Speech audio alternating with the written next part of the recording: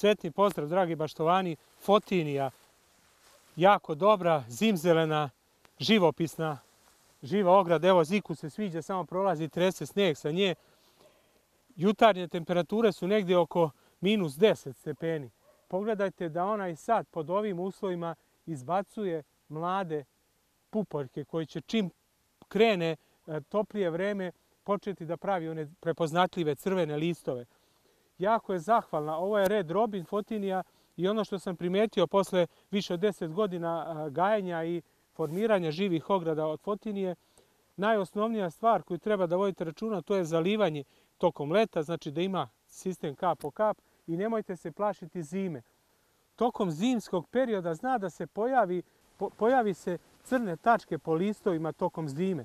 Dosta njih piše i pita da li je problem sa tim listovima. Nije, jednostavno to je samo u toku zime se pojavi, neće ih biti na proleće, mladi listovi su normalni, izgubit će se ta pigmentacija lista, tako da ne morate da brinete o tome da nije neka bolest ili bilo šta drugo. To je samo reakcija na zimu. Inače ostaju, ako je ekstremno jaki mrazevi, znaju ti mladi vrhovi, znaju da onako pocrne, da jednostavno smrznu, ali to ništa ne utiče dalje na biljku. Ono što stalno napominjem i govorim koja je prednost Fotinije, prvo što je brz rast nje, jako brzo raste. Druga stvar što ne odrvene grane kao kod lovor višnje.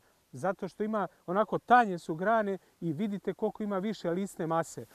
Napravi potpun zid. Razmak sadnje kada pravimo i formiramo živu ogradu je pola metra biljka od biljke. Tako da topla preporuka, imate prostor koji trebate zatvoriti, posebno ako je jako vidljiv.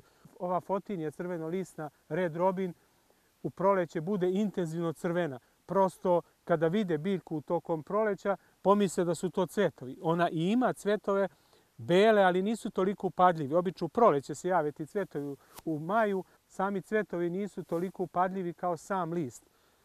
Režite je dosta često. Prvo dok ne formirate rezite možda jednom ili 2 puta godišnje, a kasnije već i nije toliko neophodno da se svake godine reže, samo one jako iznikle grane koje onako da tako kažem štrče van ograde, njih orežite. Inače još da napomenem da Fotinija Red Robin ima izuzetno veliku prirast. Zna da porastu grani preko 1 metra u godini, pogotovo ako je dobra prihrana i imate sistem kap po kap. Ali nemojte dozvoliti da ta prirast od 1 metra godišnje vas onako spreči da orezujete. Bolje da orežete tu granu koja je porasla toliko intenzivno, skratite za 1/3 da se jave bočne grane, da formira ogradu, tako ćete dobiti mnogo kvalitetniju, gušću i čvršću ogradu. Snijeg je bio jako veliki u rasadniku, skoro svi drugi četinari su se raširili, onako deformisali od tog velikog snijega. Pogledajte Fotinija, niti su skidane sa nje snijeg, sad je mali, ali onaj mokar snijeg koji je bio njoj uopšte ne smeta. Nigdje nije nijedna grana otišla i raširila se kao što se to dešava kod četinara. I na samom kraju preporuka kada se sadi živa ograda od Fotinije može tokom cijele godine, ako su biljke u saksijama kao što mi isporučujemo.